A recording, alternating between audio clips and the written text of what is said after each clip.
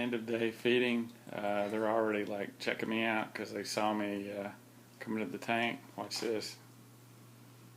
I think they know. I just put a little bit of bloodworm in there. It's really thin. Let me close this just so you guys can watch. But the one thing I wanted to show is that the discus are having no problems going for the food. So I know people that said, discus are slow eaters and they won't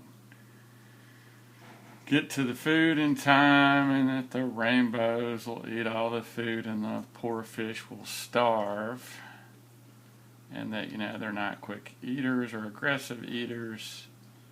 And maybe I don't have discus, I don't know, but I just thought I would film and record what I just saw, and you guys can check it out. But I didn't see any problems them getting the food, and it should have fallen down in here now. I think, oh, there it goes. It's just slid off of a leaf, so it's going to be right there, which is kind of a bummer. The good thing is the glass cats are going to have fun, because they're going to be able to get more of that than they usually do. And let's see how quick it takes them. Yeah, but see the discus? First one on the scene, discus.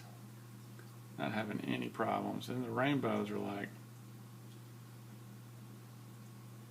that's kind of a bummer. I might go in there and try to pick that up, but I mean, they'll totally get to it. Just want to try to let you guys see this, but I'm not having any problems getting to that. What usually happens is a fish will go in there and grab a big piece of it and toss it up, and then everybody's like, oh, they're here. And I don't know why that is, but that just seems to be how it works. I have not been able to find the SAE. There's one of them right there, but the other one I have not been able to find it, and I have done everything except it's the only area that I don't know, I could start taking out plants or digging under the sand, but haven't found it yet. So, but I just wanted you guys to see how aggressive the discus are. I think that's a good sign. I think they're eating very well. I don't think they're having any problems going after food. Their stomachs look full, and I like what I see. So these people that say that discus can't, be put with slower or with fast-eating fish, I don't know where that comes from. So I think the glass cats and the cories are more in danger, honestly, because they only have a chance to get what falls on the bottom. But the cories should be over here soon, and they'll pick some of that up.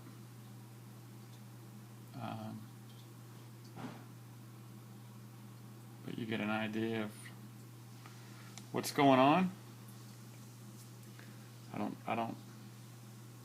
don't know what people are talking about, but I've definitely heard it. And there's a cory coming in on the scene, and he will work his way in there for sure. These cories really like the bloodworms. I've had 4 cories in this tank since I started the tank, since I first stocked it. So they do very well, and they're great cleanup fish. So now the only negative thing about the cories is if you're trying to get foreground plants to root, they're going to tick you off. So like if you see these roots right here kicking up, right there, these doing that, see them in the back, that's a cory. See this microsaurid right here, that's a cory.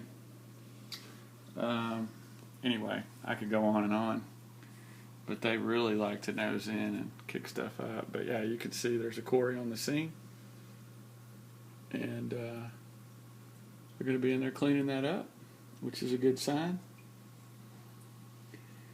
And that's really it. I just wanted to show you guys a feeding. I'm noticing that I'm getting a lot of the Riccia to float at the top. The Riccia, I think flutens, I think is how you say that. I'm not sure, but just a guess.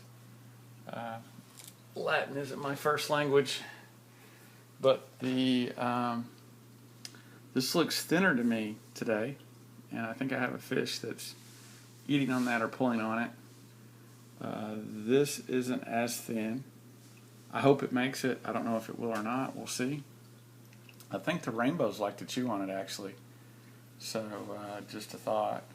But this isn't looking too bad. Everything's kind of holding. Nothing's really melted. Seeing some good green in here.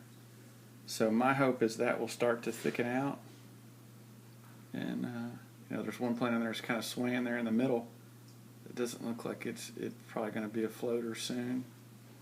But if everything else will hold, I think I've got a good chance of getting Glosso in that space. So I'm pretty excited about that. And if you guys remember, this was the original piece right here that was just a few leaves, and I gave the root tab, and it's doing pretty well. Just to give you guys a horizontal view down the tank, or down the floor of the tank.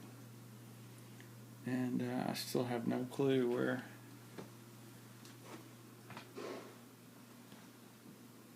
that SAE is. Yeah, I'm thinking about putting this picture on a milk carton, but I'm pretty sure he has not run away from home. He is somewhere in here. So that's kind of a bummer. But I'm hoping I will find him later today. But I have looked for him all day, so my guess I'm going to have to go digging in these big bunch of plants right there and just get on a footstool and look down in there and just start digging. So I got to find the guy. If he is not alive, I do not need him fertilizing the plants because substrate is more than rich enough. So, but hey, you guys, thanks for watching. And I appreciate all the kind words. Plants are doing great. I got no complaints with anything here. Actually, on the left, I will show you, I've got another flower stem going up here. And then I've got there's one on the back next to the return on the FX5, if you see the vertical line. And then there's another one right there. And this driftwood, by the way, is really kind of cool. You can see that little, well, you can't really see it. It's kind of going towards the back. Well, anyway, whatever. The camera doesn't do a good job of catching that. And speaking of catching, I don't hardly film this guy enough, but he does a great job in the tank. And that is a rubber lip plec.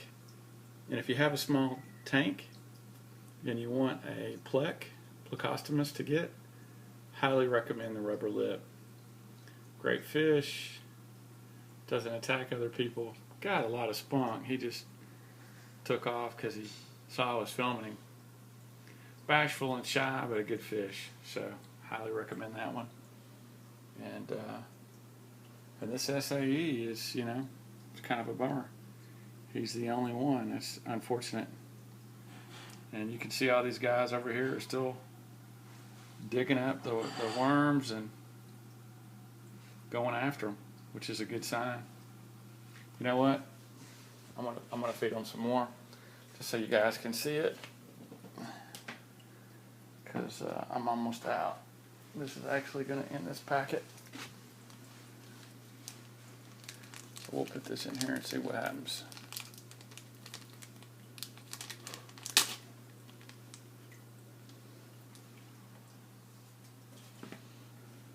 Here we go. Let you guys get a picture of this.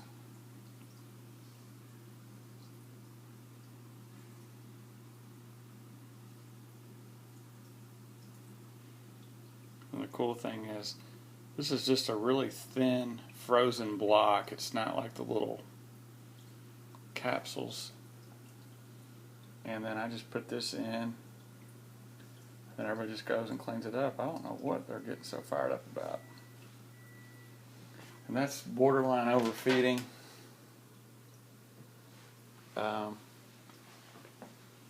But I promise you, within about 5 or 10 minutes, everyone will have all those eaten up. So,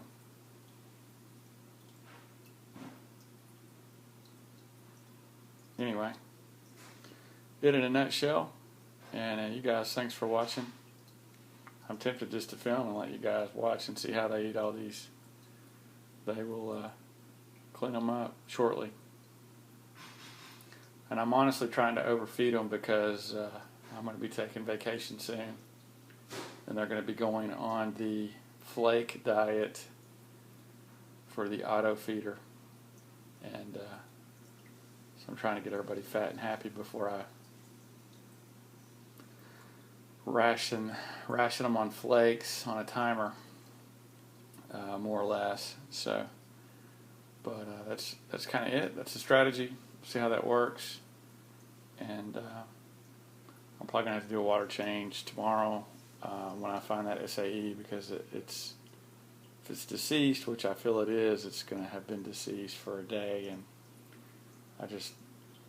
when I have a fish die on me like that, I tend to want to do a water change just to try to keep everything nice and clean, if possible. But like I said, I mean, anyway, do the discus, just curious guys, do the discus look like they're not being able to be aggressive? I mean, I don't think they're having any problems holding their own. I mean, did you see that? I mean, those guys look like they're intimidated. Yeah, they're I don't know, it's just me, but and these two are kind of going at it. I don't know what's going on there. Love the color on these guys. These guys really change color. Kind of go from a dark bluish gray to a shiny blue according to how the light hits them. But these are called blue diamond discus. And I'm very, very happy with them. Really pretty. And they got a lot of spunk, a lot of health, eat well. And the glass cat that had all the coloring issues, it was kind of frosting up, it looks a lot better now. It's still got a small minor coloration. Yeah, matter of fact, this is it right here. It's let me see if I can't really hardly, if it'll come out. It's behind the discus. It's right back there. It just went behind the SAE. It's just kind of hiding. But it looks a lot better. It's starting to clear up, and I just think, I don't know. I don't know what the issue is, but I think it's starting to look a lot better. All right, well, hey, I'm starting to run out of time here. But this is kind of it, and these guys are going to be able to feast on that the rest of the night. And the discus will actually go and graze on that once they quit beating each other up. The one that's got the orange kind of eyes, it's really pretty.